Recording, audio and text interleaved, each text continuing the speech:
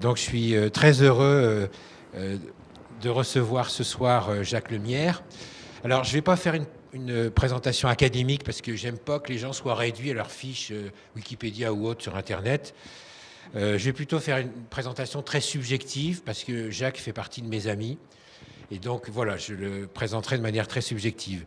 Alors pour moi, Jacques, de fait, hein, il est titulaire d'une chaire intitulée Études cinématographiques. Alors cette chaire n'existe pas, mais de mon point de vue, il remplit tout à fait ce rôle parce que grâce à lui, j'ai passé des dizaines d'heures, peut-être des centaines d'heures, si je compte les films eux-mêmes, depuis des années, où, alors au Méliès en particulier, mais pas seulement, dans certaines salles lilloises et au Kino, eh bien, tu nous as initiés à décoder des films et à nous introduire vraiment à une culture cinématographique. Et donc, il se fait que dans ma vie, j'ai perdu mon père très jeune, mais il m'a transmis l'amour du cinéma. Et d'une certaine façon, parce que tu transmets, pour moi, tu es presque une figure paternelle, je voulais te le dire. Et je sais que derrière ça, j'ai dit que c'était très subjectif, hein, j'assume. Et je sais que derrière ça, il y a un engagement citoyen. Alors je me suis demandé s'il n'y avait pas une devise qui pouvait condenser ta pensée. Alors ça vient de moi, je prends mes risques. C'est dans les salles, tu penses et tu agis comme si c'était dans les salles obscures que naissent les citoyens éclairés. Voilà. Alors, nous sommes des compagnons de route de très longue date du réseau Archimède. Je ne vais pas en faire l'histoire détaillée. Je sais que tu as beaucoup travaillé sur le mouvement de massification et de démocratisation de l'enseignement supérieur. Je ne ferai pas allusion à tes travaux et articles parce que tu ne le souhaites pas, mais je sais que ton écriture est à la fois très impliquée, mais en même temps engagée dans des collectifs d'écriture. Tu t'es interrogé aussi sur l'identité de l'enseignant-chercheur. D'ailleurs, tu ne souhaites pas être présenté par tes titres académiques et donc je ne le ferai pas pour respecter ta volonté. Mais je sais que tu es très soucieux de la question de la transmission des savoirs et tu ne réduis pas les savoirs aux savoirs savants. Bref, dans ce parcours qui est à la fois un véritable parcours d'enseignant-chercheur critique, tu as contribué à ta manière, et tu continues encore à le faire sous des modalités différentes, à refonder, peut-être faire renaître l'université française, mais l'université française dans la cité. Et c'est le sens, je crois, de cette soirée. Et donc, si je devais d'un mot faire un portrait, une esquisse, je dirais que tu es un homme de parole, tu es un homme d'engagement et tu es un homme d'écriture. Et pour moi, dans l'université, tu occupes une place tout à fait originale qui serait la dimension socio-anthropologique. Et je crois que ce regard socio-anthropologique, attentif à la question sociale et plus précisément à la mobilisation sociale, je crois que c'est une porte d'entrée tout à fait intéressante, j'allais dire royale, mais une clé d'entrée tout à fait intéressante pour comprendre, analyser, et pas seulement d'une pensée surplombante, mais de l'intérieur, ce que tu as appelé l'insurrection du mouvement des Gilets jaunes. Je n'en dis pas plus et je te laisse la parole en te remerciant pour ta venue. Merci Francis pour cette présentation donc subjective et généreuse. Donc je ne vais pas faire le professeur et commencer à corriger, hein, surtout pas, mais je vais rapporter quand même insurrection à soulèvement, parce que c'est pas, je ne crois pas que le mouvement des Gilets jaunes est un mouvement insurrectionnel, on va en parler. Alors, le titre de mon propos s'appelle « Le soulèvement des Gilets jaunes, quelle nouveauté politique ?» Alors, bon, juste quelques mots de remerciement à l'association Aléa, parce que tu as évoqué l'esprit d'Archimède. C'est pour moi important que Aléa se soit intéressé à cette question du soulèvement des Gilets jaunes. Aléa, pour ceux qui ne le savent pas ici, c'est une association qui prend le relais d'un projet qui a été un projet officiel, institutionnel de l'université, qui était un projet transdisciplinaire, interculturel, en un sens, et qui a été empêché, détruit par la présidence de l'université au moment de sa fusion en une seule université de Lille, il y a 18 mois. Et donc c'est la destruction d'un lieu qui était un lieu très très important, parce que justement, il croisait les savoirs, il croisait les disciplines, il s'ouvrait la cité. Les gens qui venaient aux conférences d'Archimède étaient des gens qui n'étaient pas des universitaires pour une très très grande partie. Voilà. Donc ça fait un signe. Alors, l'autre signe, je le livre ici, la saison d'Aléa décline deux cycles de conférences. l'un sur énergie et l'autre sur inégalité. J'ai suggéré que la conférence sur les Gilets jaunes ne soit pas dans le cycle inégalité, mais soit dans le cycle énergie, avec l'idée que le mouvement des Gilets jaunes manifestait une nouvelle énergie politique dans la vie de ce pays. Ça m'a beaucoup touché qu'une dame gilet jaune de mes amis, à qui je racontais cette petite anecdote du choix dans lequel la conférence allait entrer dans ce cycle énergie, me dise « c'est bien, parce que inégalité, ça nous aurait rabaissé ». Donc il s'agit bien de hausser la vision que nous pouvons avoir de cette mobilisation des Gilets jaunes. On va donc entrer dans des questions de sa caractérisation, de sa définition. Au début du mois de septembre dernier, donc après l'été 2019, si vous vous souvenez un petit peu de la petite musique qui concernait l'espace médiatique, la petite musique était « Que reste-t-il des Gilets jaunes ?» Cette petite musique parlait des Gilets jaunes au passé. Il y a même certains partis politiques qui se sont intéressés au mouvement des Gilets jaunes, y compris pour influer sur son cours, pour constituer une influence, y compris sous la forme de direction d'assemblée de Gilets jaunes, qui ont quasiment décrété que les Gilets jaunes ne passeraient pas l'été 2019 et qu'ils étaient finis, ils étaient morts. Et bon, bien sûr, ceci n'était pas sans arrière-pensée pour essayer de récupérer des morceaux entiers de l'Assemblée générale des Gilets jaunes pour les engager dans des préparations de listes pour les élections municipales, nommées le plus souvent listes citoyennes.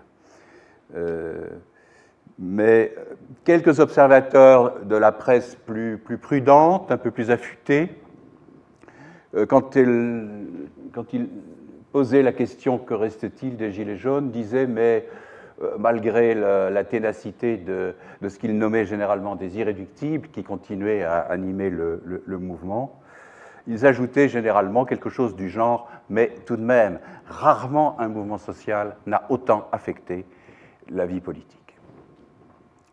Donc, bon, partons de là. Les Gilets jaunes sont ce qu'on peut appeler un événement politique. Un événement politique, ça fait exister quelque chose d'inédit, quelque chose d'inouï, jamais vu, jamais entendu, qui bouleverse complètement l'ordre existant des choses. En psychanalyse, Lacan disait que l'événement, c'était l'irruption du réel. Alors voilà, le réel a fait irruption. Donc, je préfère à insurrection, pour parler des Gilets jaunes, le mot soulèvement, le mot événement, qui sont des mots qui qualifient bien cette irruption.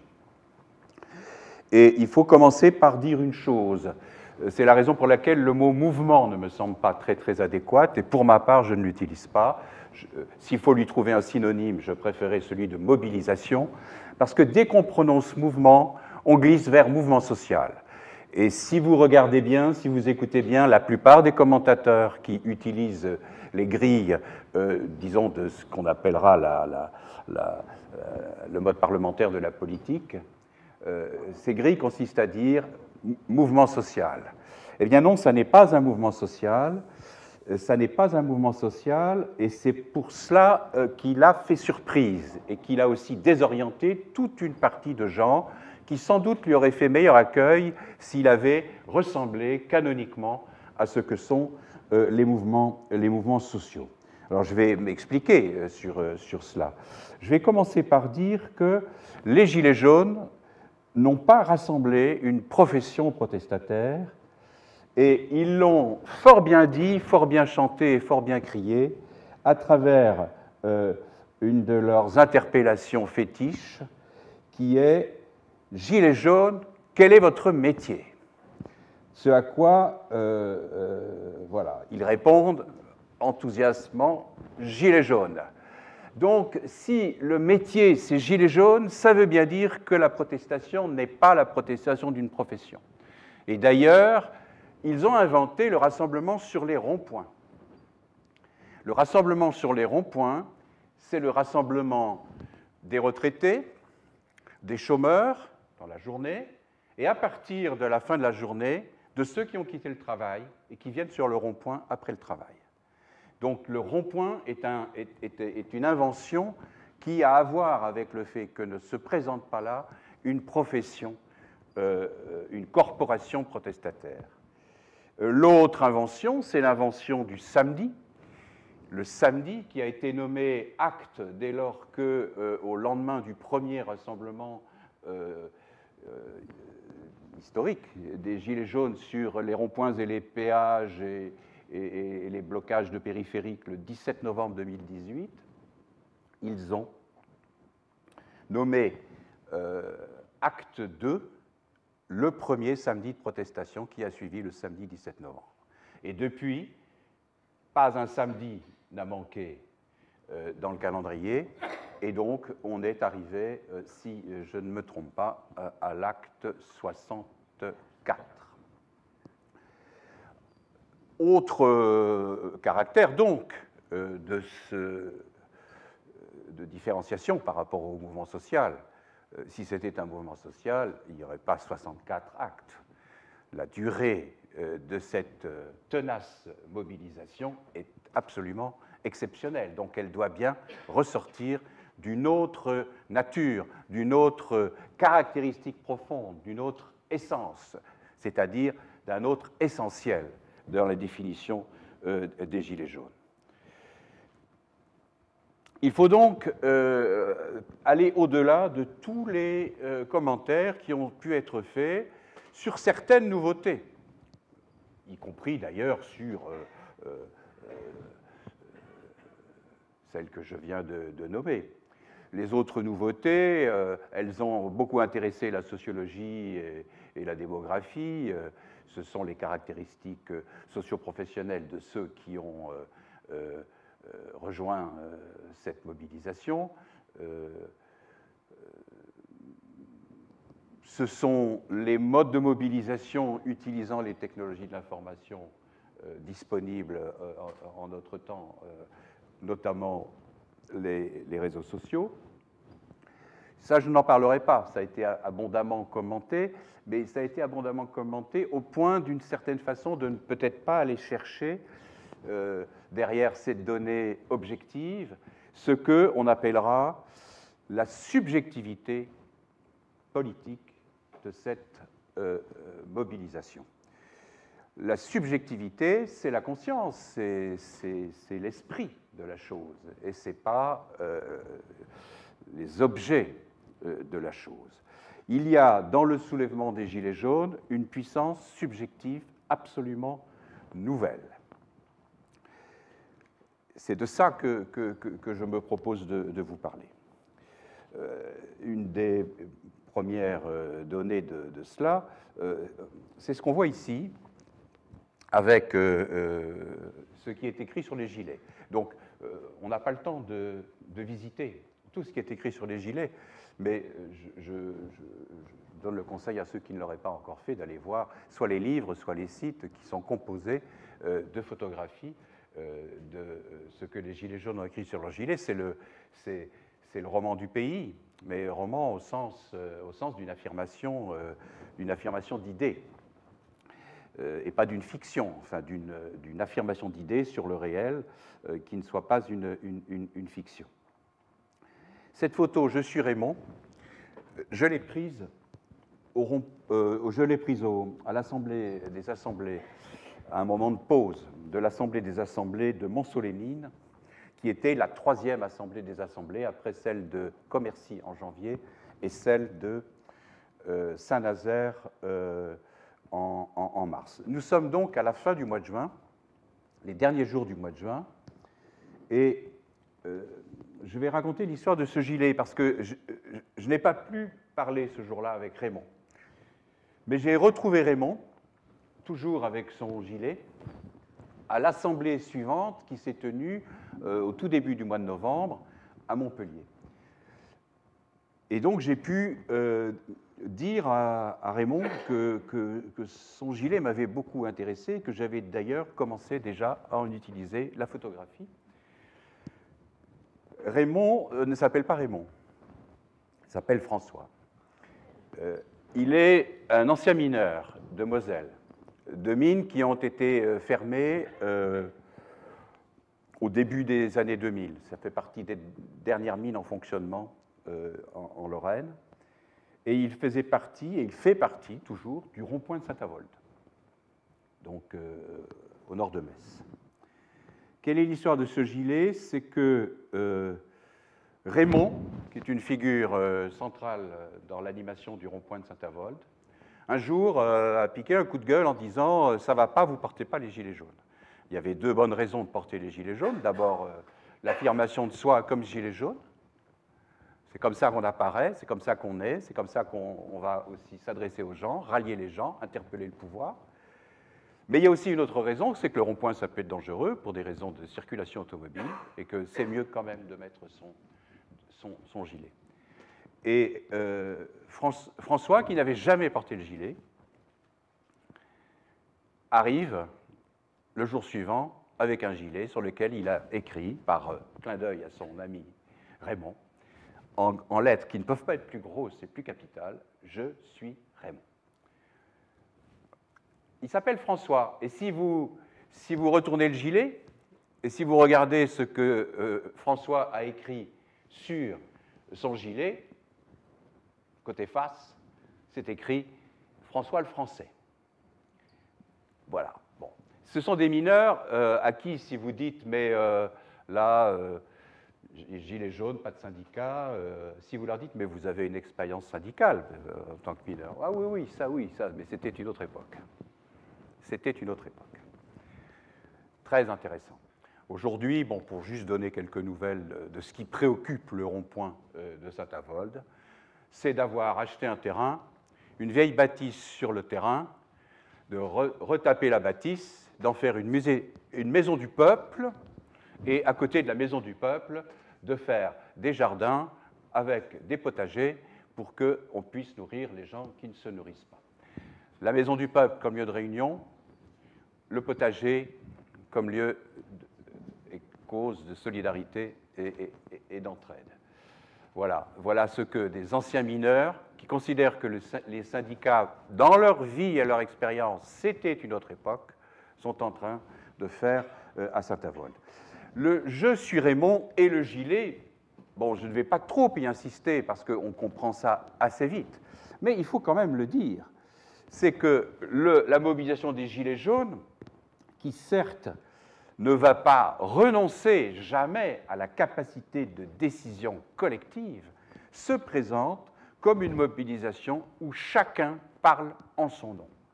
C'est-à-dire que quand vous rencontrez dans ce mouvement très accueillant un gilet jaune dans une manifestation, vous commencez à prendre connaissance de lui à partir de ou d'elle à partir de ce qu'elle ou lui a écrit sur son gilet, et après la conversation s'établit, mais chacun se présente dans ce mouvement collectif à partir de lui-même. Il parle en son nom, il parle pour son propre compte.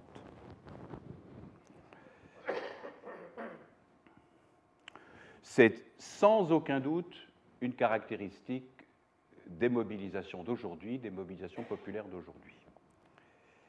C'est donc une mobilisation où compte l'affirmation subjective, l'affirmation de chacun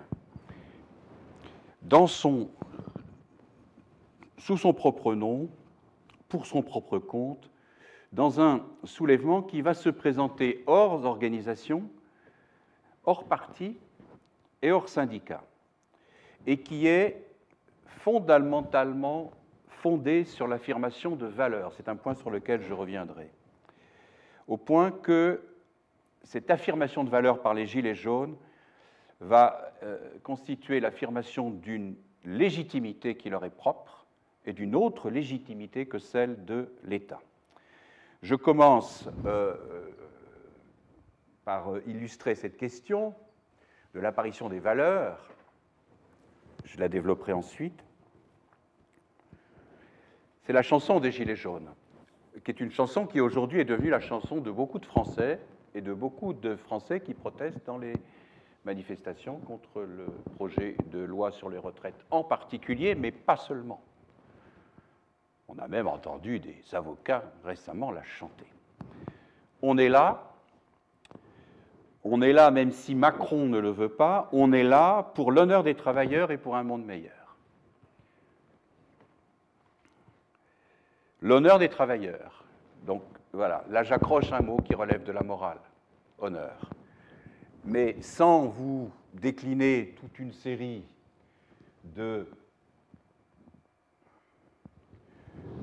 d'autres gilets, je montre simplement celui d'un des copains de gilets, ils ont la police de Raymond, alias François, ils ont la police, on a la peau dure. Les gilets, si on faisait une séance pour les visiter, tous, nous parleraient de quoi? De refus du mépris, de dignité, de courage, de travail, de solidarité et de respect, et donc d'honneur, avec toutes les déclinaisons possibles. Honneur et justice, honneur et devoir. C'est donc une mobilisation qui tient par la puissance de l'affirmation de principes et de valeurs. Et la conviction de cette affirmation par les Gilets jaunes entraîne aussi la conviction d'une adresse qu'ils dirigent vers le pouvoir, vers le système qui nous gouverne, vers les élites gouvernantes et vers celui qui est au sommet de ce système, le président de la République, Macron.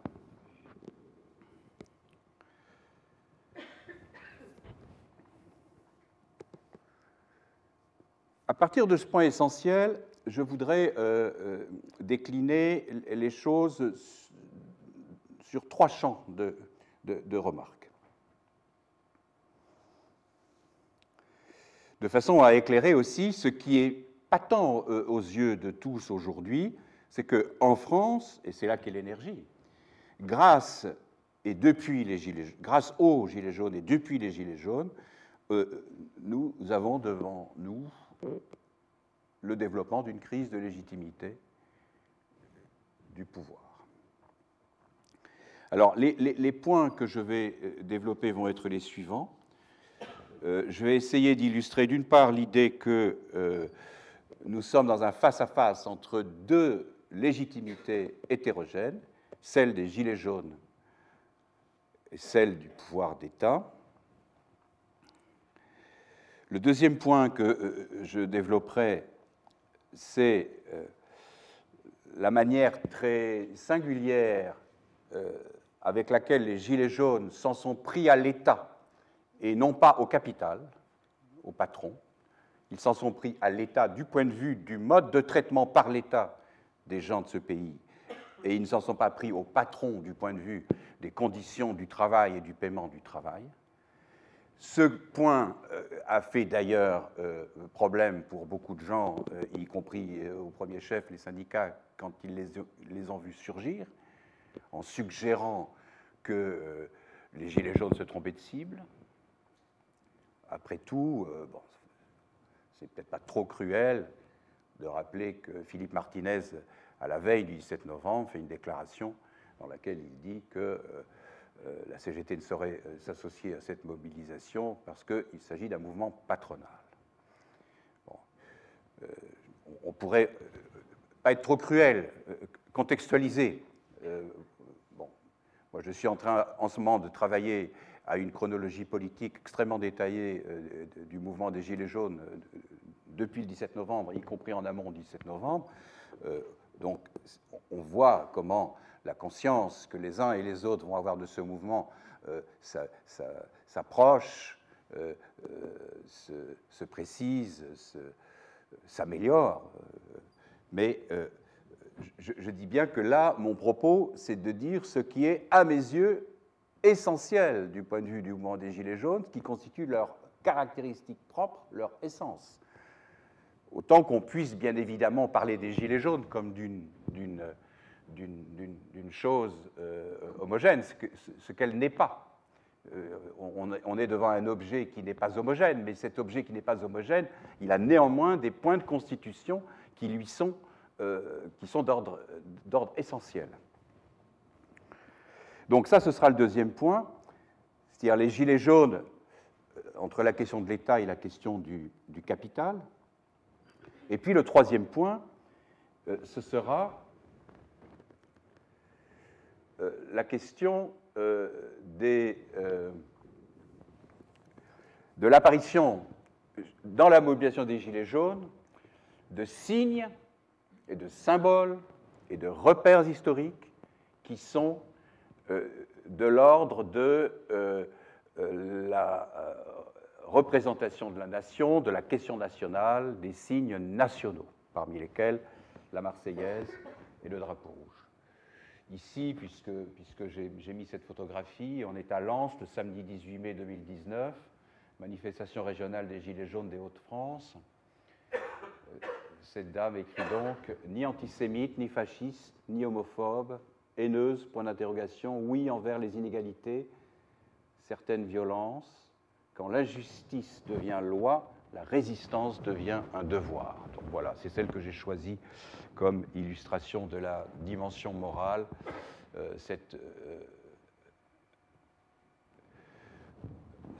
photographie faisant témoignage pour toutes les inscriptions de gilets à caractère d'affirmation morale. Ça, c'est une photographie qui est prise à Lens le samedi 18 mai 2019 à la manifestation régionale des Gilets jaunes des Hauts-de-France, toujours. Gilets jaunes Béthune, tous les actes, il n'y en a pas un qui manque. C'est donc, ça c'est la ténacité, c'est le courage et c'est la marque de cette mobilisation qui est autre chose qu'un mouvement social.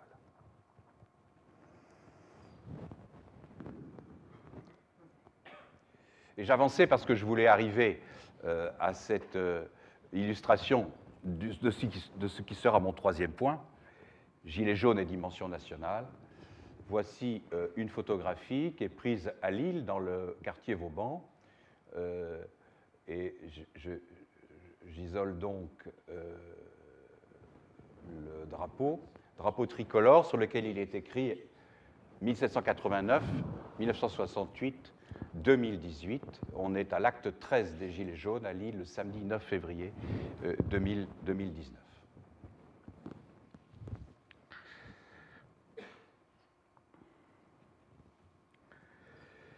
Donc, premier point, deux légitimités hétérogènes.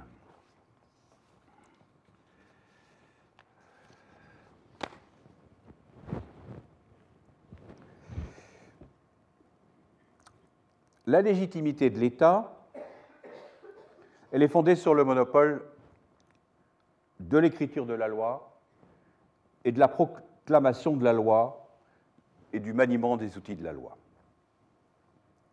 L'État, au nom du droit étatique, au nom du droit de la puissance publique, brandit l'autorité et l'injonction à l'obéissance. Et je donnerai deux exemples.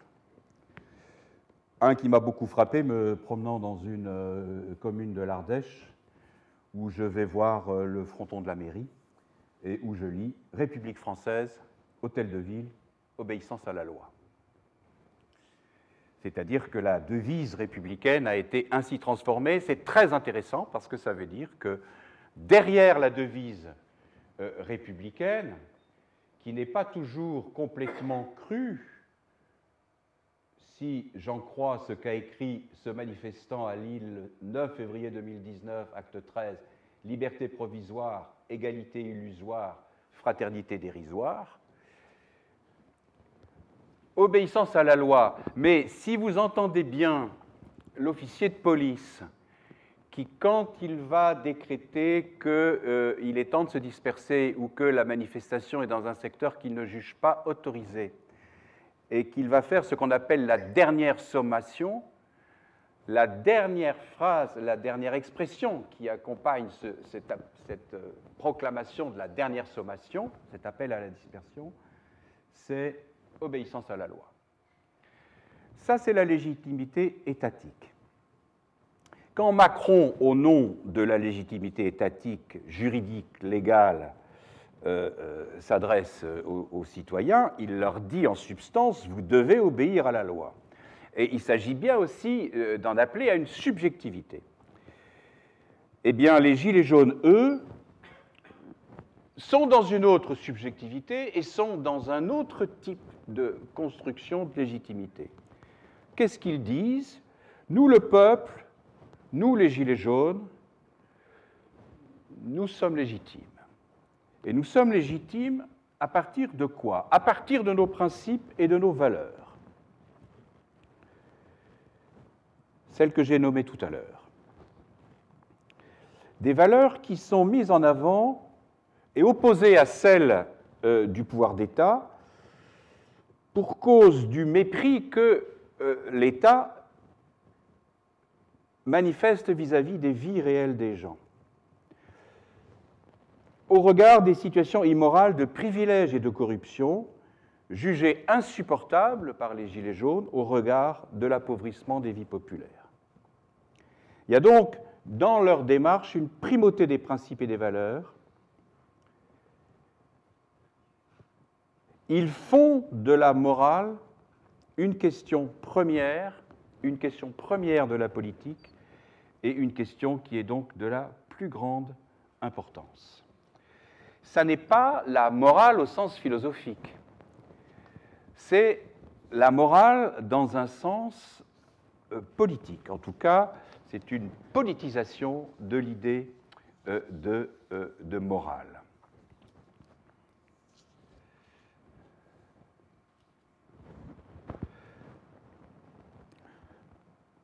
On pourrait dire que le respect de la vie des gens et le respect des personnes fondent chez les Gilets jaunes une morale à laquelle on va donner une dimension politique, et on pourrait sans doute dire que nous sommes en train d'entrer dans le temps où les mouvements populaires ont et auront une dimension subjective.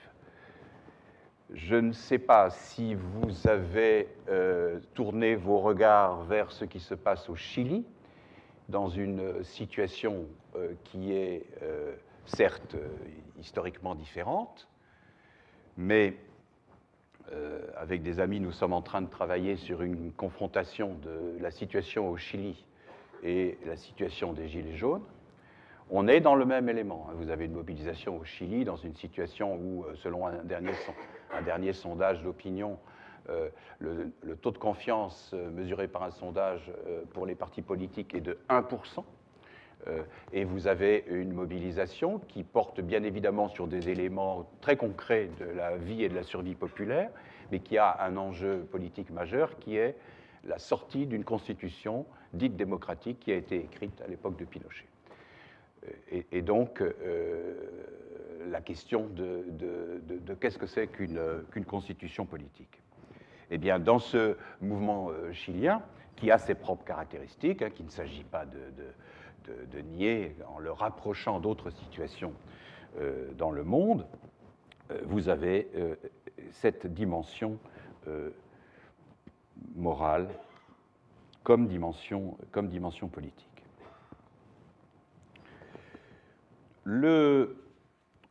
On pourra reprendre la discussion sur tout ça à partir de questions. Il y a d'autres mouvements dans le monde en ce moment qui ont des caractéristiques semblables. Et à chaque fois dans des situations politiques particulières, parce que l'histoire de chaque pays fait ces situations politiques particulières. Le deuxième point donc, que je voulais nommer, c'est la question du rapport à l'État et du rapport au capital chez les Gilets jaunes. En quelque sorte, on pourrait dire qu'ils ont pris acte d'une collusion entre l'État et le capital, d'une collision structurelle. Ils savent ce qui lie les décisions de l'État à l'influence que les capitalistes ont en relation au personnel politique d'État. Ils savent très bien cela. Ils savent combien les discussions de l'Assemblée nationale sur des sujets sensibles sont complètement traversées par des activités de lobbying. Ils savent que le personnel politique fait ce qu'on appelle le pantouflage, c'est-à-dire cette circulation entre les postes de la haute fonction publique et les postes de direction des grandes entreprises. Ils savent tout cela. On pourra éventuellement discuter de la nature de cette collusion et de jusqu'à quel point aussi elle peut se défaire. Il peut y avoir une majorité de députés de La République En Marche à l'Assemblée nationale qui trouvent de bonne loi de refuser l'allongement du congé de 5 à 12 jours pour des parents qui ont enduré la perte d'un enfant.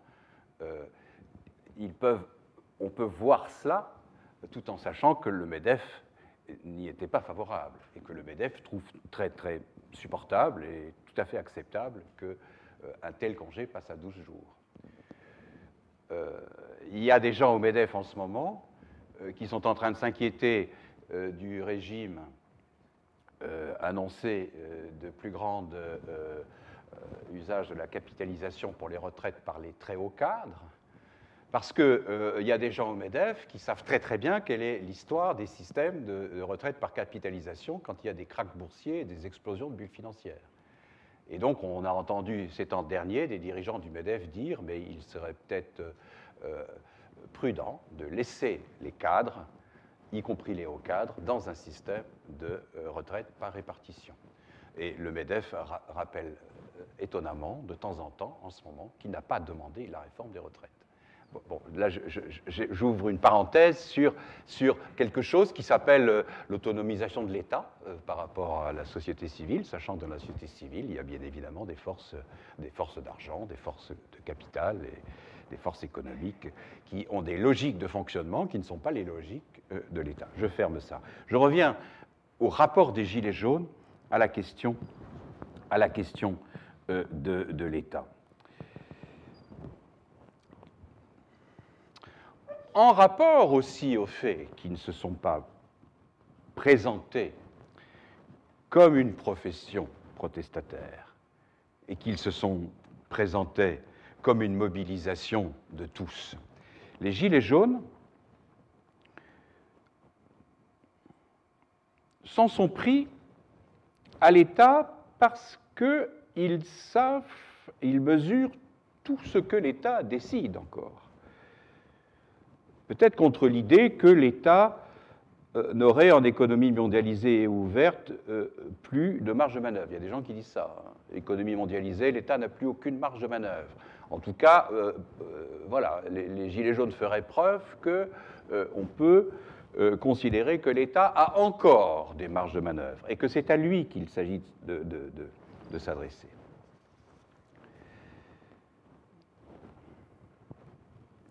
Et au personnel politique qu'il représente. Il faut noter une chose, c'est que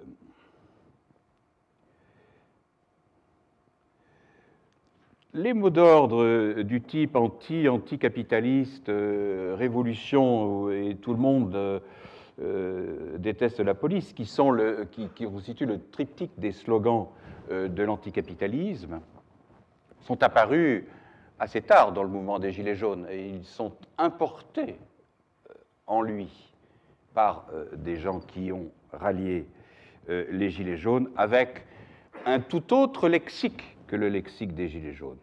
Les Gilets jaunes ne se sont pas présentés avec le lexique habituel des mouvements sociaux ou syndicaux, qui sont le groupe professionnel, la revendication, la convergence des luttes et la grève générale. Même la convergence des luttes que les Gilets jaunes ont été amenés à pratiquer d'une certaine façon, avec une certaine subtilité, ça n'est pas une question qui les définit. Et ils se sont donc directement adressés à l'État. Certains, c'est le cas de l'historien Gérard Noiriel, ont voulu voir là-dedans une influence du fait qu'il y avait des petits patrons, des petits entrepreneurs dans le démarrage du mouvement contre les taxes, en disant, bon ben voilà la cause. Mais en réalité, les analyses qu'on peut faire montrent qu'il y avait énormément de salariés sur les ronds-points, des salariés de tous les secteurs, des femmes salariées aussi de secteur des services de soins, énormément de salariés. Donc la présence de petits patrons dans le début du mouvement n'a pas sans doute l'influence que Noiriel, en l'occurrence, veut y voir. Donc, alors que les mouvements contre le dit néolibéralisme, qui sont des mouvements orientés par l'idée d'anticapitalisme, ont souvent déserté la question politique de l'État en tant que question politique propre pour faire de l'État un simple instrument du capital, il est intéressant que les Gilets jaunes aient pris comme cible l'État, directement. Et qu'ils aient pris comme cible, ce qui ne nous a pas rendu extrêmement lisible auprès de tout le monde, ou ce qui a pu freiner certaines adhésions à leur mouvement dans les débuts, ils s'en sont pris personnellement à la tête de l'État. Macron démission. Parce que conformément à leur vision morale du monde, des choses de la politique, les Gilets jaunes ont une vision incarnée du pouvoir. Le pouvoir, ce n'est pas une abstraction. Ce sont des personnes qui occupent des postes, qui occupent des fonctions. Et si les personnes qui occupent les postes et qui occupent les fonctions ne les occupent pas d'une façon acceptable sous le registre d'un jugement moral, eh bien, ils doivent quitter ces fonctions, être remplacés par d'autres, et en tout cas assumer qu'ils ne sont pas en état d'être à la tête de ces fonctions. C'est-à-dire, c'est respectez-nous, voilà ce qui est dit aux gens du pouvoir, car nous incarnons quelque chose de respectable, et si vous nous respectez, alors vous êtes respectable. Mais si vous ne nous respectez pas, vous n'êtes pas respectable, eh bien, Macron, démission. Donc, il y a là quelque chose. Donc, voilà, ça c'était le point sur lequel je voulais poser quelques repères sur le fait qu'ils ont laissé la question du capital à l'État et ils se sont adressés, à mon avis, à très juste titre, avec une bonne intelligence politique, à l'État. Le point suivant, je vais un petit peu plus vite que prévu parce qu'on m'a dit qu'on est sur un schéma d'1h30 et non pas de 2 heures et il faut qu'on laisse un temps pour la discussion. Le troisième point, c'est la question du rapport des Gilets jaunes à la question nationale. Dunkerque, 1er juin 2019, manifestation régionale Hauts-de-France des Gilets jaunes. Désolé pour le dérangement, nous essayons de changer la France. Bon, on pourrait vraiment multiplier les exemples concrets. Je prends celui-là me semble très, très expressif. Les Gilets jaunes, c'est un soulèvement national, dira-t-on dans un premier temps. Certains, d'ailleurs, observateurs s'en tiennent sur ce plan à la simple définition de national comme ce qui a lieu sur tout le territoire national. Ça n'est pas rien. Ce ne sont pas toutes les mobilisations qui prennent cette dimension nationale. Ça n'est absolument pas rien. Et ça rendait le voyage en France tout à fait agréable.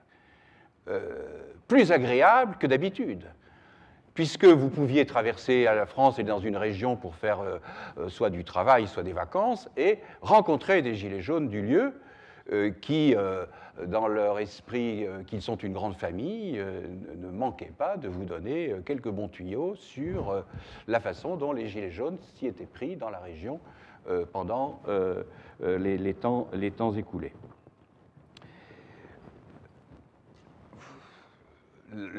ça désigne l'ampleur d'un mouvement. Après tout, on avait été très attentif au fait que les émeutes des jeunes des cités, après la mort dite accidentelle, mais en réalité sous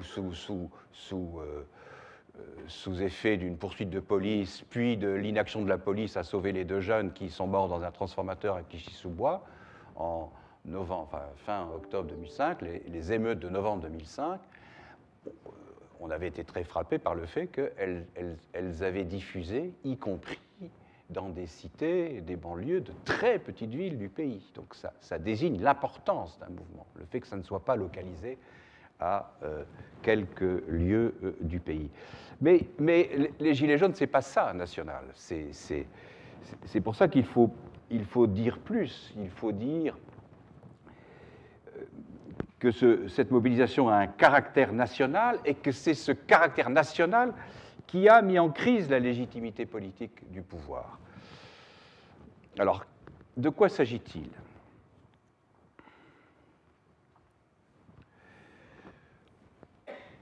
Tout à l'heure, on a vu une référence à la Révolution française. Moi, c'est le premier signal, quand je n'étais pas encore en contact direct avec les Gilets jaunes, mais que je recevais des informations, c'est le premier signal qui m'a interpellé, c'est quand j'ai vu l'image d'un homme sur un rond-point qui avait écrit sur son gilet 1789, 1968, 2018, même combat. Donc, la Révolution française, la Marseillaise, des symboles de la résistance incluent le chant des partisans. Il y a même des croix de Lorraine, le drapeau tricolore. Et le drapeau tricolore, on l'a vu tout à l'heure sur la photographie, où ces 3 dates peuvent être rassemblées. Les Gilets jaunes, c'est une aspiration nationale parce que leur propos, c'est tout le monde. Les Gilets jaunes, c'est tout le monde. C'est le on un peu mystérieux de « on est là ». J'imagine que quand des Gilets jaunes historiques, des ronds-points ou des péages ou des blocages du 17 novembre voient des avocats qui descendent pour la première fois dans la rue dire « on est là », ils doivent mesurer à quel point ils ont parlé pour tout le monde.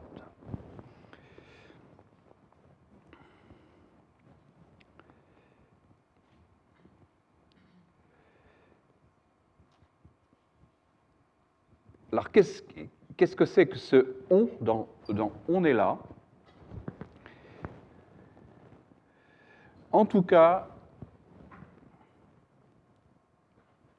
il est sûr que ça n'est pas le national de l'adjectif national dans Rassemblement national, où l'étiquette nationale du parti n'est pas plus nationale que n'était socialiste le Parti socialiste SFIO quand il dirigeait la guerre d'Algérie, ou que ne sont républicains le parti Les Républicains ou le parti La République en marche. Rassemblement national, c'est propagandiste et xénophobe, ce n'est pas national, c'est nationaliste. Les Gilets jaunes ne disent pas les Français d'abord, comme dit le Rassemblement national. Les Gilets jaunes disent tout le monde. Et alors c'est les Français qui y devient la catégorie englobante de tout le monde. Les Gilets jaunes reprennent cette question de l'idée nationale.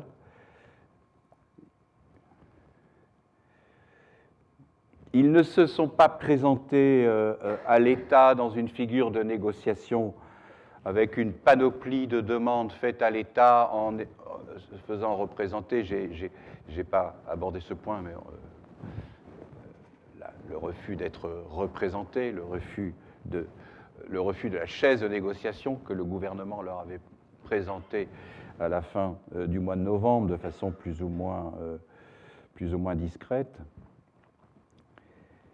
Ils sont donc dans l'idée d'un pour tous inédit, moralement exigeant,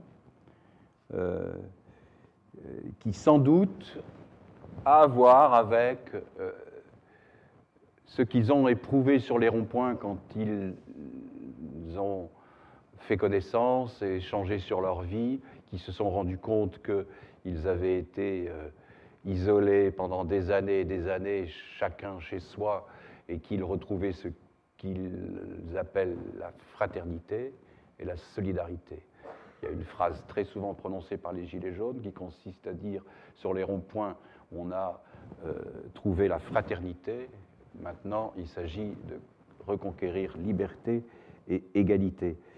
Donc, ça n'est pas par hasard que je ramène ici la devise. Ils ont introduit sans doute quelque chose qui est en recherche et qui serait ce qu'on pourrait appeler le contenu populaire de la question nationale, c'est-à-dire quelque chose qui s'appelle le pays et une question qu'il réouvre. Bon, je crois que je vais, si on veut effectivement pouvoir laisser une demi-heure à la discussion, je vois qu'il est presque 7 heures, donc m'en tenir là. J'ai un peu raccourci mon propos, mais j'ai abordé l'essentiel. Merci à Jacques pour cette conférence qui introduit un débat qui devrait être vif, voilà, vif et nourricier. Alors qui se lance pour la première question? Vous pouvez peut-être vous présenter si vous le souhaitez. Bonjour, je suis Xavier. Je suis Raymond, voilà. J'ai bien noté le caractère de nouveauté de ce soulèvement dans notre histoire. Ceci dit, j'ai tout de même tendance à l'inscrire dans une période. Avant, il y a Nuit debout, avant, il y a les Indignés, et j'ai envie de dire même avant encore, il y a la trahison du référendum de 2005 en 2008 sous Sarkozy. Et on le retrouve, je trouve, dans les manifs de Gilets jaunes avec un slogan que tu n'as pas mis en évidence, qui est Frexit, oui. Qui est quand même très présent avec RIC Faxit en général font la paire, avec une priorité au Faxit d'abord pour ensuite faire le RIC ou le contraire. Il y a un débat fort sur le sujet. Donc ça rejoint le caractère de la nation, de l'État, retrouver l'État, se désinsérer de l'Union européenne. Alors, je ne sais pas si c'est par manque de temps que tu n'as pas développé ce point. Voilà. Absolument, mais je n'ai pas abordé tous les points. Moi, je vais répondre que je suis bien d'accord avec la chronologie que tu proposes. C'est-à-dire que, en particulier, disons, il y a une double chronologie. Il y a une chronologie côté État, transformation de l'État, et il y a une chronologie côté mouvement. Alors, côté mouvement, pour la partie française, Nuit debout, dans une sociologie complètement différente, puisque la sociologie des participants de Nuit debout, c'était quand même plutôt des jeunes gens, beaucoup de trentenaires, vivant de façon relativement modeste ou complètement précaire ou plus ou moins précaire, mais déjà en rapport avec une certaine pratique des idées politiques ou des pratiques politiques, plutôt diplômés. Donc, dans une sociologie complètement différente, j'ai dit tout à l'heure qu'une des choses qui m'avait alerté sur l'importance de ce qui se passait sur les ronds-points dès le 17 novembre, c'était cette mention des 3 dates sur un drapeau bleu, blanc, rouge, ou sur un gilet, mais c'était aussi que j'avais très vite entendu, venant des informations issues des ronds-points, des choses que j'avais entendues à Nuit debout à Lille, dont je suivais tous les soirs les assemblées pendant tout le printemps 2016, en avril, mai, juin. Donc, je me suis dit, si ces gens, que le gouvernement et la presse qui leur est hostile, et l'opinion qui leur est hostile, essaient de décrire comme la France qui roule au gasoil, qui fume des gitanes et qui se chauffe au fioul, donc des gens pas bien, quoi. C'était ça l'idée. Si ces gens qu'on nous décrit comme des gens pas bien m'envoient de façon indirecte, par des messages médiatiques interposés, une tonalité de révolte de citoyens que j'ai entendue sur les places de Nuit debout, c'est qu'il y a cette histoire. Alors, OK. Il y a une chronologie côté État. C'est-à-dire que l'État a changé. Et l'État ne se présente plus depuis longtemps, il faudrait regarder à peu près quand, comme un État en charge de sa population, de son bien-être, même si c'est de l'ordre du discours, de la présentation de soi posée par des discours. Il ne se présente plus ainsi. C'est la raison pour laquelle, quand les gens disaient Chirac et Juppé ont retiré la réforme au bout de 3 semaines de très puissantes manifestations en 1995, et celle-là, ben voilà, elle va tomber pareil, ils se trompaient d'époque. L'État ne se présente plus ainsi. L'État ne se présente plus du tout comme un État social, comme un État pour tous, comme un État-providence. Il est ce qu'avec des amis on appelle l'État séparé. Il est un État séparé. C'est un État séparé, c'est un État destructeur de droit et non pas constructeur de droit ou protecteur de droit. C'est un État qui, finalement, considère que la meilleure définition de l'État et de ses besoins, c'est la police. Il faut aller voir le discours de Grenoble de Sarkozy, qui prononce un discours alors qu'il est en train d'introniser un préfet, et où il donne une définition de l'État, et la bonne définition de l'État, c'est la police qui permet de la penser. Donc, et c'est cet État qui stupéfie les gens quand les gens disent « mais on ne nous entend pas, l'État est sourd, on ne nous écoute pas ». Bien sûr, c'est un État différent. Et alors là, pour boucler la boucle, et en partant de ta remarque, je dirais que les Gilets jaunes sont sans doute le premier grand rassemblement massif de gens en France qui prend acte du fait que l'État est un État séparé et que l'État a changé. Et ceci éclaire la raison pour laquelle il s'adresse à lui dans les termes dont j'ai parlé tout à l'heure. C'était un passage que je n'ai pas développé tout à l'heure au moment de pourquoi s'adresser à l'État et pas s'adresser au capital. Il y a sans doute là une prise en compte de la modification de la nature de l'État. Merci. Une autre question, s'il vous plaît? Oui.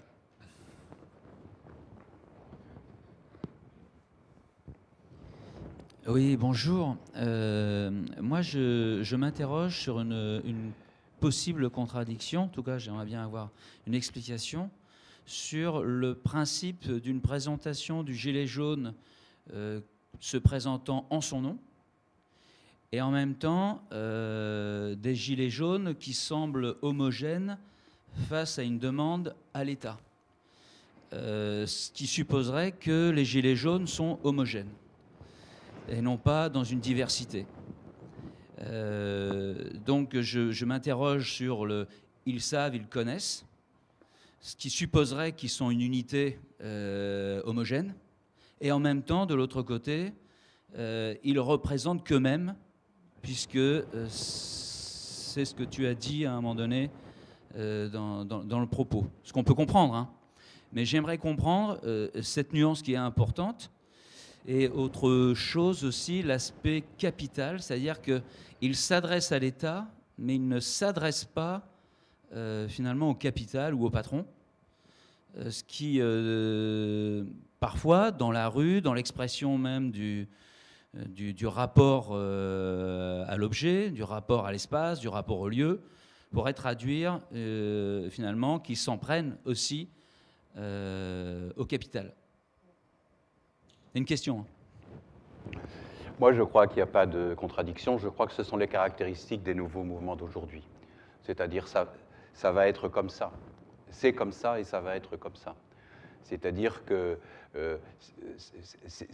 c'est aussi un éclairage sur le fait qu'on ne passe pas par les partis, on ne passe pas par les syndicats, on ne passe pas par des organisations. Donc, ce sont beaucoup de mouvements contemporains dans le monde qui ont ces caractéristiques. Alors, à la fois, on a une dimension collective, et à la fois, on a une espèce de signature individuelle. Les pancartes, les gilets, mais aussi l'aisance, la facilité avec laquelle un gilet jaune commence à parler avec vous et veut bien que vous le photographiez, en sachant que sa photographie, moi, c'est pas ce que je fais, je les garde pour moi. Je les utilise pas, je les fais pas diffuser largement sur les réseaux, mais ce sont des signes d'engagement.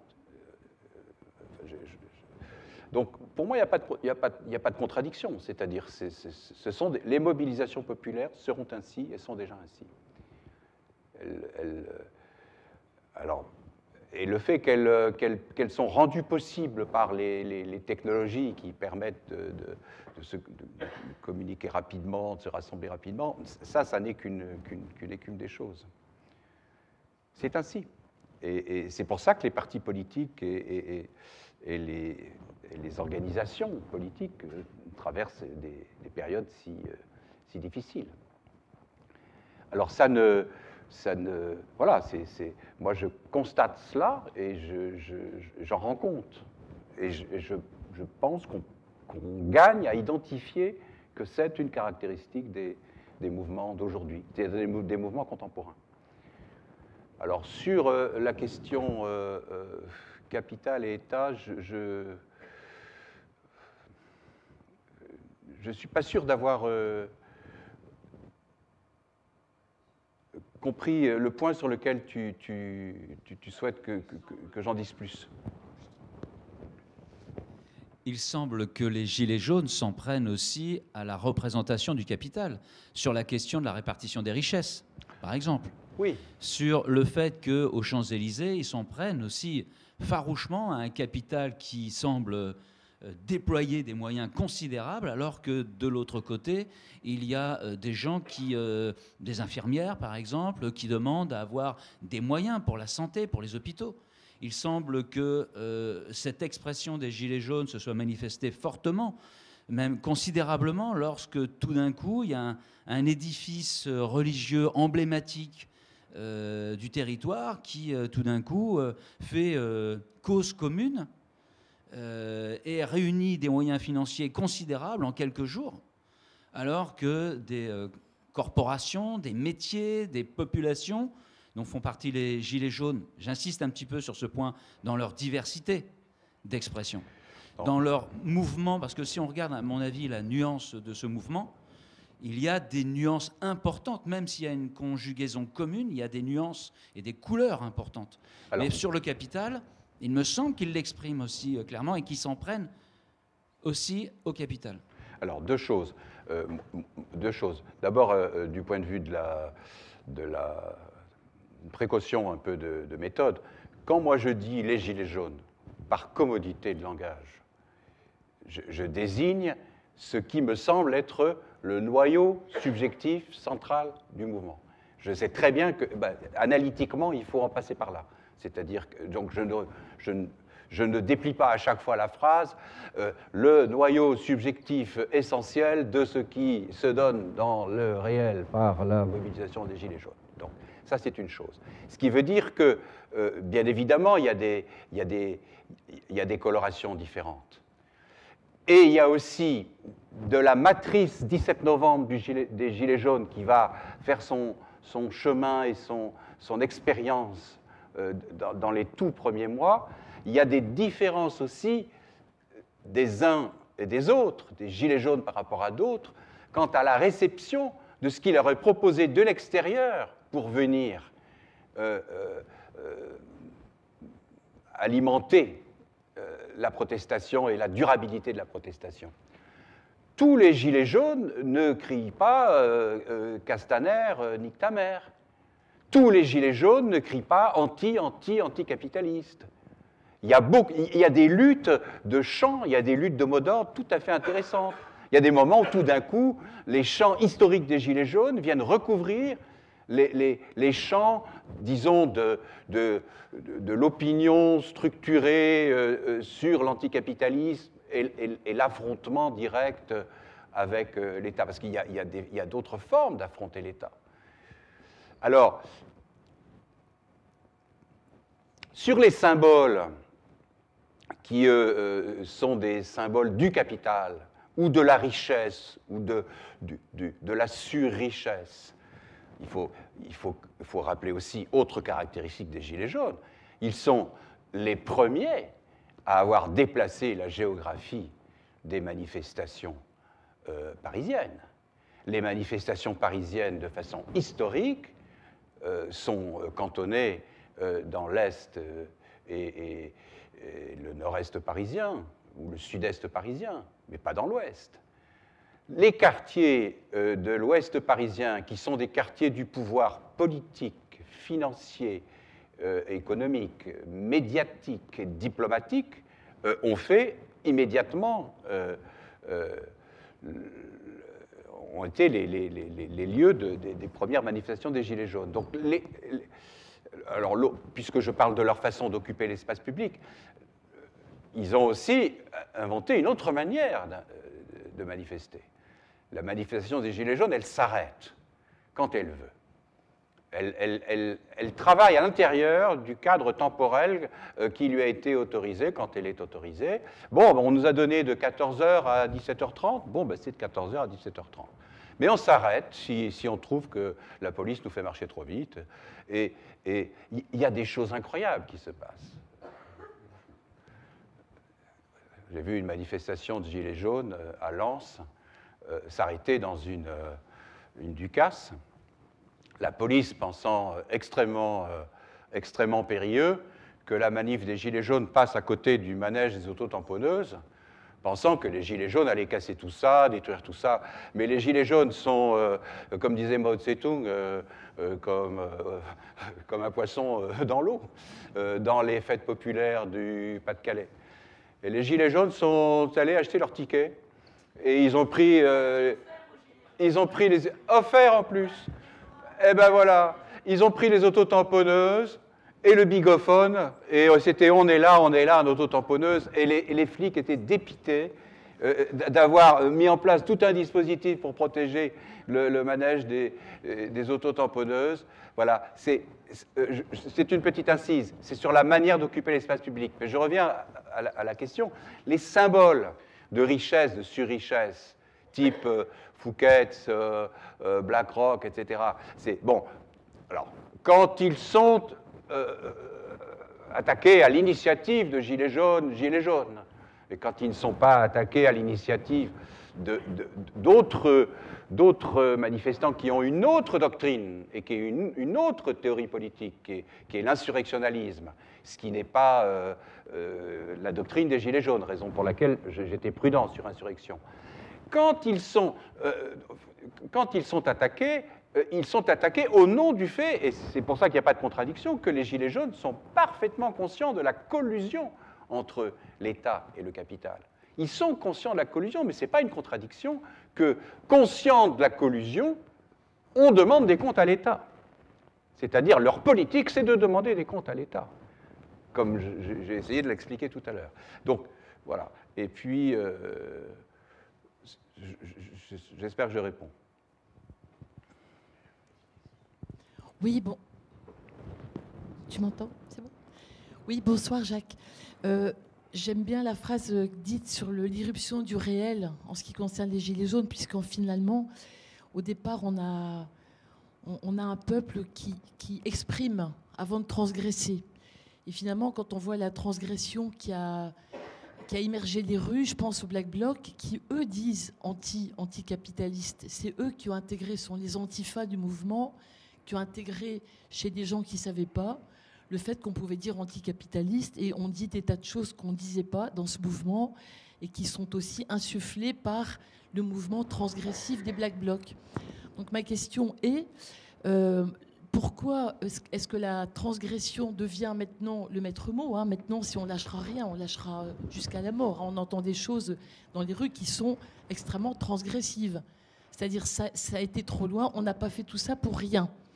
Hein, il faut que ça bouge. Autrement dit, il faut que ça saute. Quand je dis il faut que ça saute, c'est pas du réformisme, c'est un aspect révolutionnaire. C'est-à-dire qu'il faut que le système soit profondément mis à plat.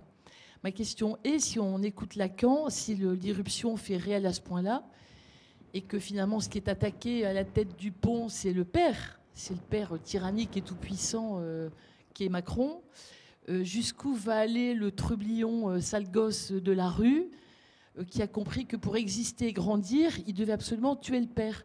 Et j'aime bien ce que tu as dit, hein, quand tu as dit que c'est l'irruption du réel, parce que l'État a objetisé ces sujets. Et c'est le slogan des Gilets jaunes, travaille, consomme et ferme ta gueule.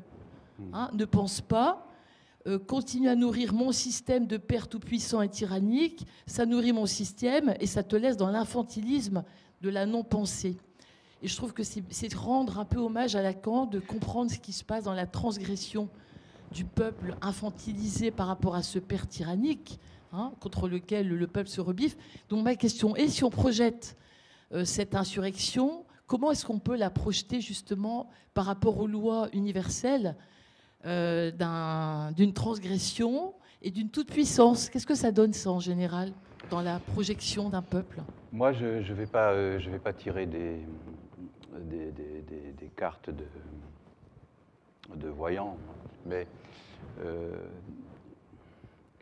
je pense à ce qui était écrit sur un gilet d'un gilet jaune belge que j'ai vu samedi, que j'avais jamais vu avant, que j'ai rencontré samedi, avec lequel j'ai commencé à discuter. Il avait écrit sur son gilet « Macron, ta haine nous fait mûrir ».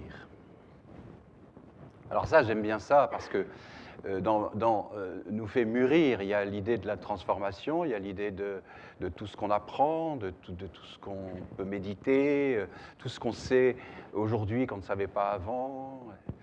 Mais mûrir, c'est aussi en finir avec de l'infantilisme ou de l'irruption de colère juvénile. Et là, je sais très bien qu'on l'a vu, si on était attentif, dès le 1er décembre. Bon, je rappelle, le 1er décembre, c'est l'Arc de Triomphe, hein, qui est...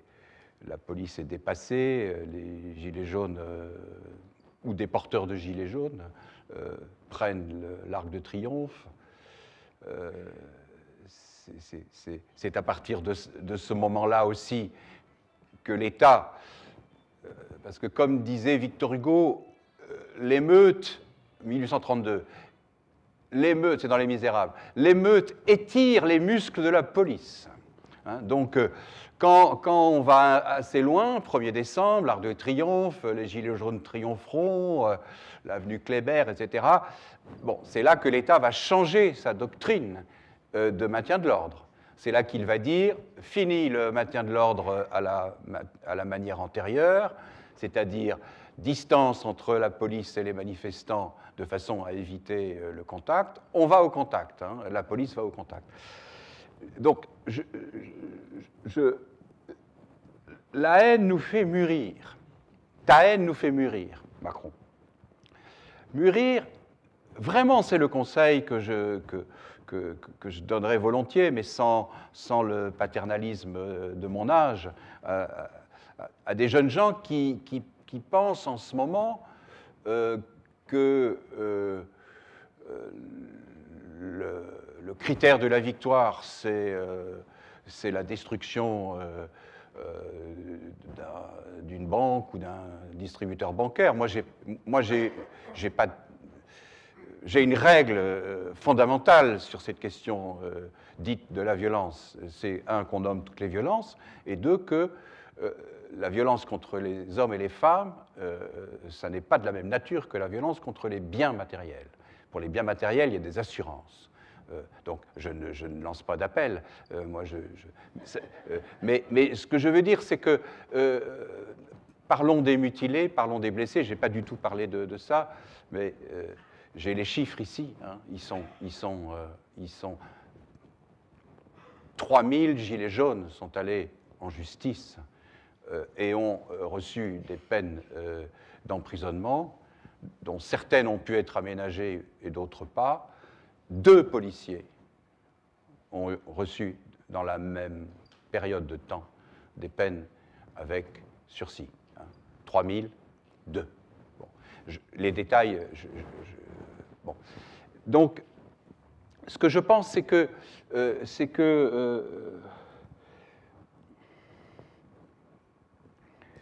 il faut faire attention avec la transgression, c'est-à-dire il faut savoir où on la met. Il y a des jeunes insurrectionnalistes aujourd'hui, je veux dire, ils ont des doctrines, ils ont des sites, ils ont des journaux, ils ont des pratiques organisées, etc., qui quelquefois on arrive à mesurer que le succès d'une manifestation, c'est le nombre de gardes à vue. Parce que c'est supposé faire prendre conscience au peuple qu'il est dominé, il est écrasé. Mais le peuple, il sait qu'il est dominé, qu'il est écrasé. Donc, voilà. Ta haine nous fait mûrir. Alors moi, je fais pas de plan sur je tire pas de plan sur la comète, mais le mûrir m'intéresse. Et je pense qu'il y a un peuple qui est en train de mûrir en ce moment avec l'expérience des Gilets jaunes, pour peu qu'il s'y intéresse et qu'il décide d'en tirer la leçon. Et ça, c'est... Et là, je pourrais, parce que ça n'est pas votre propos, mais des gens ont dit Gilets jaunes, drapeau tricolore, c'est douteux. Les pauvres Gilets jaunes ont quand même reçu toutes les épithètes les plus honteuses du dictionnaire,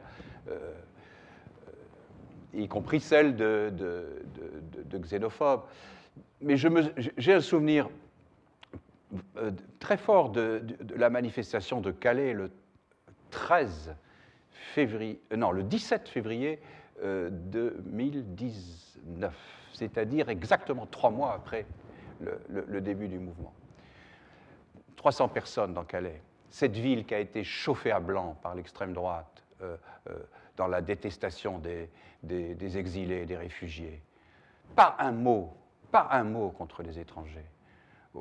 Au même moment où, dans certains pays d'Europe centrale, on a des manifestations populaires avec des banderoles demandant l'expulsion des étrangers, des banderoles qui sortent dans la rue, où on dit à bas les étrangers, on dit la haine contre les étrangers. Donc, et je me disais 2 choses en sortant de cette manifestation de Calais. Première chose, du point de vue de ce qu'a été ma vie, il faut que je remonte aux années immédiatement postérieures à 68, 69, 70, 71, pour être dans une ville moyenne, dans une manifestation à caractère aussi populaire et sur une cause juste. Donc, je n'avais pas vu ça comme ça depuis 68. Et la deuxième chose que je me disais, si par malheur un certain parti arrivait au pouvoir en France, je préfère qu'il arrive après les Gilets jaunes qu'avant. Parce que ça fait partie de la maturité. C'est-à-dire que tout pouvoir qui viendra après celui de Macron aura à faire avec cette maturité. Mais tu comprends que la maturité, je la mets plutôt ailleurs que dans la destruction du Fouquet's ou de la banque du coin. Alors 3 questions. Alors c'est toi qui décides, parce que je voudrais que tu puisses aussi conclure. Si une conclusion est possible, tu décides. On les prend tous, on prend les 3, et d'accord. Merci. Bonsoir, merci beaucoup Jacques. Alors du coup, je vais lancer les questions sans faire de longues élaborations. Moi, j'en ai plusieurs. D'abord, je ne sais pas si tu auras le temps de répondre à toutes. Je me demandais si tu voyais une différence ou quelle était l'articulation entre ce qui se passe sur les ronds-points et ce qui se passe en manifestation. Est-ce que c'est du même ordre? Est-ce que c'est un processus continu ou pas?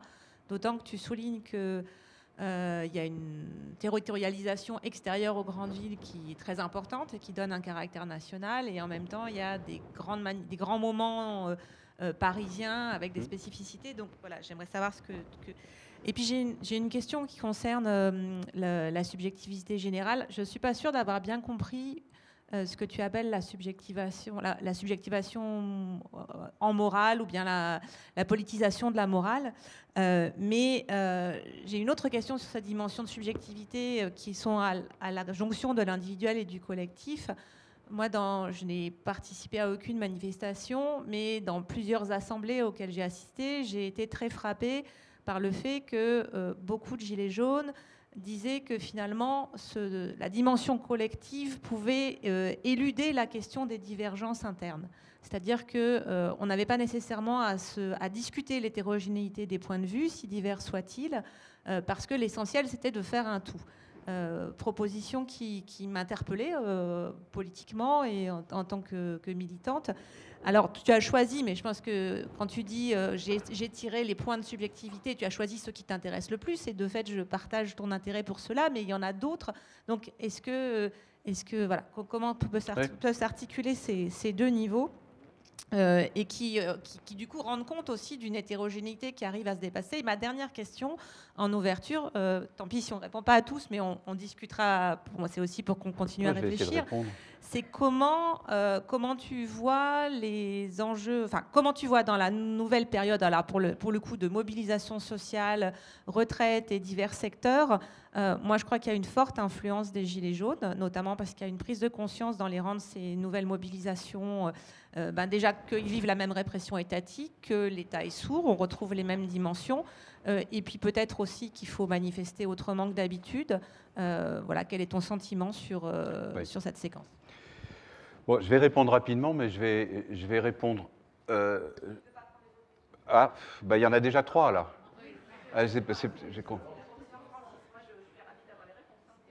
Mais bon, je vais répondre rapidement. Hein. Je vais pas, sur la dernière, alors là, je vais passer par 18 janvier, acte 62 des Gilets jaunes. Jérôme Rodriguez, qui est une figure pour laquelle j'ai beaucoup d'estime et que je trouve très intéressante parmi les Gilets jaunes. Donc il observe, il parle, il est dans la manif parisienne, il est interrogé, etc. Et il parle des récents modes d'action que les grèves et autres que la grève et la manifestation, hein, actions diverses, dont dans des centres commerciaux, rassemblements anti-Macron, théâtre des Bouffes du Nord. Et il dit, moi je revendique ce que je vois là, une gilet jaunisation du mouvement de protestation contre la réforme des retraites. Voilà. Donc, mais ça, on pourrait détailler, c'est très intéressant, y compris comment les Gilets jaunes ont traversé cette période. Comment, de manifestation en manifestation, ils ont des stratégies éventuellement différentes, mais qui sont des stratégies qui ne sont pas préparées en comité central et en bureau politique. C'est incroyable, ça. C'est pour ça qu'il faut être ouvert à cette plasticité des choses. Alors, donc, ça. Sur subjectivité, la question de faire un tout. Bien sûr, faire un tout, c'était la suspension d'une espèce de déclaration d'entrée. Quelle est ta carte de parti politique? Qu'est-ce que tu votes? Qui tu es? On a vu sur des ronds-points, dans des zones très très gangrenées par le Front National depuis 30 ans, des gilets jaunes du Front National avec des gilets jaunes qui ne l'étaient pas du tout.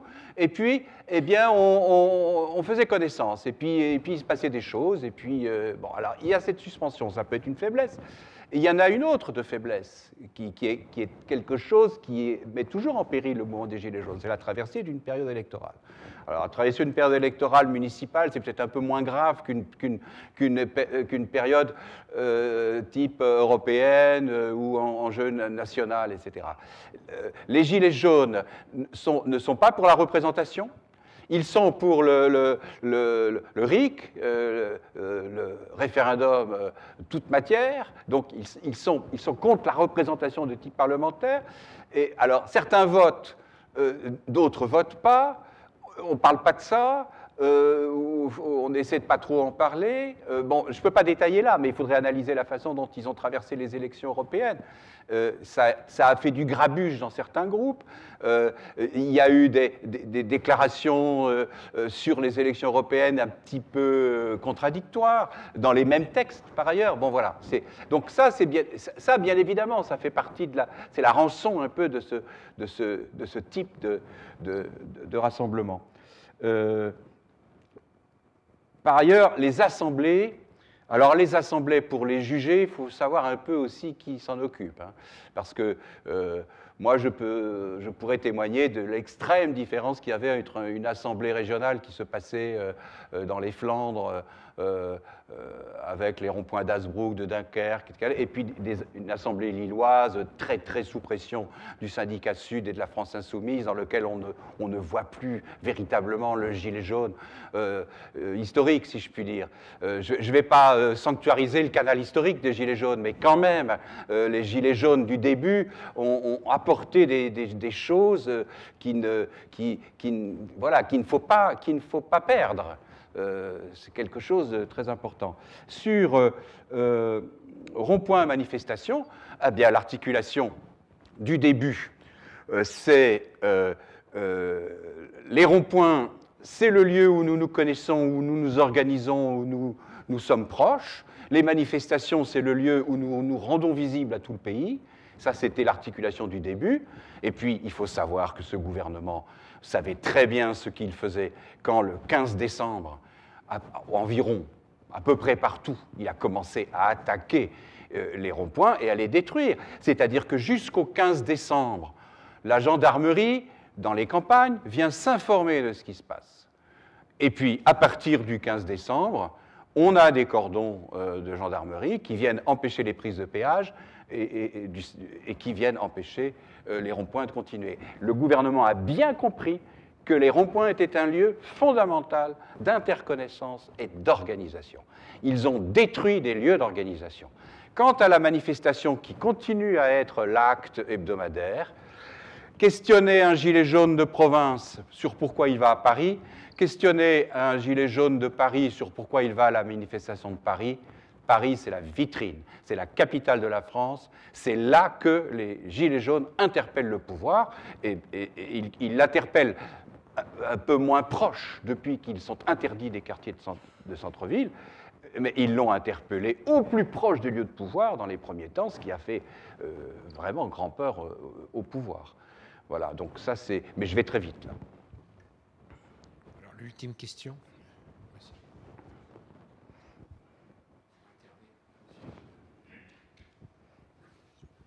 Moi, je fais juste un pas de côté. Je me rappelle, il me semble me rappeler que le starter des manifestations Gilets jaunes était une augmentation de la taxe sur Oui. l'essence. Voilà. Et j'aurais voulu savoir quel était le rapport de ce mouvement avec l'urgence climatique, Oui. parce qu'il y a un parallélisme entre les mobilisations Gilets jaunes et les mobilisations autour de l'urgence climatique. Et je voulais savoir qu'est-ce qu'il en apparaissait dans les manifestations des Gilets jaunes, ou ce que tu en as perçu. Non, mais c'est une question très intéressante parce que d'abord, tout commence par des malentendus. Quand Jacqueline Moureau, qui avait fait une pétition contre les taxes, est à la télévision juste avant le 17 novembre, elle dit, elle est sur la 5, une émission tout à fait respectable par ailleurs, d'information respectable. Elle est complètement maltraitée par un journaliste. Elle dit c'est un mouvement citoyen, c'est un mouvement contre les taxes. Elle dit la seule chose qui pourrait rétablir un peu de paix dans cette affaire, c'est que Macron supprime l'impôt sur la fortune. Elle a devant elle un journaliste qui s'obstine à vouloir voir la dame gilet jaune comme une obsédée de la fiscalité et de la taxe. Bon, et elle dit voilà. Le journaliste n'a pas entendu qu'elle faisait une différence entre les impôts, entre la taxe sur les carburants et l'impôt sur la fortune. Il n'entend pas. Tout de suite, le gilet jaune est forcément quelqu'un qui est dans la contradiction. Alors après, quand on les rencontre, les Gilets jaunes, moi j'ai un souvenir d'en avoir connu certaines qui sont ici d'ailleurs, dans le jour où on allait vers la zone à protéger de la gare Saint-Sauveur, et où les écologistes avaient incité les Gilets jaunes à venir jusque-là pour marquer symboliquement la solidarité entre la cause climatique et la cause de la justice sociale. Ça avait été précédé d'un épisode un peu particulier, où dans une assemblée de Lille, une jeune militante écologiste avait dit « Oui, les Gilets jaunes, on aimerait que vous veniez à la zone à protéger, mais la zone à protéger elle est tellement fragile qu'il ne faut pas que vous veniez avec vos gilets, parce que la police pourrait venir. » Bon, donc on était parti de là, ça avait scandalisé les Gilets jaunes, au fait que les Gilets jaunes sont venus. Mais c'était formidable, parce que les conversations se déliaient sur les pratiques que chacun avait.